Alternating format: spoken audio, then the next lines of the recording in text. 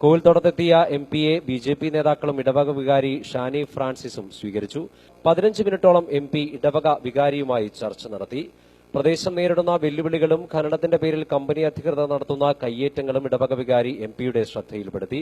അശാസ്ത്രീയ ഖനനം കാരണമുള്ള പ്രത്യാഘാതങ്ങളും കടൽ കയറ്റവും എംപി നേരിൽ കണ്ടു. കടൽ മലിനീകരണവും കായൽ മലിനീകരണവും മൂലം പ്രദേശം നേരിടുന്ന മാരകമായ പരിസ്ഥിതി ആഘാതങ്ങളെക്കുറിച്ചും നാട്ടുകാർ എംപിയോട് വിവരിച്ചു. വലിയൊരു വിഭാഗം ജനങ്ങളെ ബാധിക്കുന്ന പ്രശ്നമാണ് കോവിൽത്തോട്ടത്തുള്ളതെന്ന് സന്ദർശനശേഷം മാധ്യമപ്രവർത്തകരെ കണ്ട എംപി റിച്ചാർഡ് ഹേ പറഞ്ഞു. സംസ്ഥാന തലത്തിൽ ഇക്കാര്യത്തിൽ പരിഹാരം ഉടനടി കണ്ടെത്തണം. മാരക രോഗങ്ങൾ മൂലം ജനങ്ങൾ വലിയ ബുദ്ധിമുട്ടാണ് അനുഭവിക്കുന്നത്. ഭരണകേന്ദ്രങ്ങൾ ഇതിനെ അവഗണിക്കുകയാണ് ചെയ്യുന്നത്. രാജ്യത്തിന്റെ പ്രകൃതി സമ്പത്തുകളെ മലിനപ്പെടുത്താൻ ആർക്കും അധികാരം കൊടുത്തിട്ടില്ല. ജനങ്ങളുടെ ഭൂമി ജനങ്ങൾക്ക് തന്നെ വിട്ടുകൊടുക്കാൻ കമ്പനി തയ്യാറാകണമെന്നും എംപി പറഞ്ഞു. കടുത്ത മനുഷ്യാവകാശ ലംഘനമാണ് കോവിൽത്തോട്ടത്ത് നടക്കുന്നതെന്നും ഇതിന് പരിഹാരം കാണുന്നതിനായി കേന്ദ്ര സർക്കാരിൽ സമ്മർദ്ദം ചെലുത്തുമെന്നും എംപി പറഞ്ഞു. അവിടെ വന്നപ്പോൾ മനസ്സിലാക്കിയിട്ടുള്ളത് അവിടെ പരിസര മലിനീകരണം അത് വലിയൊരു പ്രശ്നമാണ്.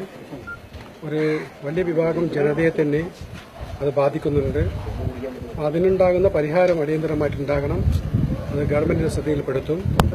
ഇവിടെ ഒരുപാട് മനുഷ്യർക്ക് ക്യാൻസർ, ആസ്തമ, പിന്നെ നല്ല ശുദ്ധ വെള്ളം കിട്ടുന്നില്ല. പിന്നെ അവിടെ വരുന്നവരെ കുടിയൊഴിപ്പിച്ചിരിക്കുകയാണ്. ആ മനുഷ്യർക്ക് എന്താ ഉണ്ടായെന്ന് ആരും അന്വേഷിക്കുന്നില്ല.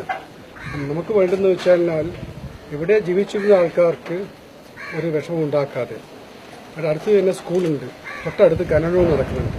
അപ്പം അങ്ങനെയുള്ള ഒരു സംവിധാനത്തിൽ അവിടെയുള്ള കുട്ടികൾക്ക് ക്യാൻസർ വരാം, ആസ്മ വരാം, പ്രഷർ ഉണ്ടാകാം.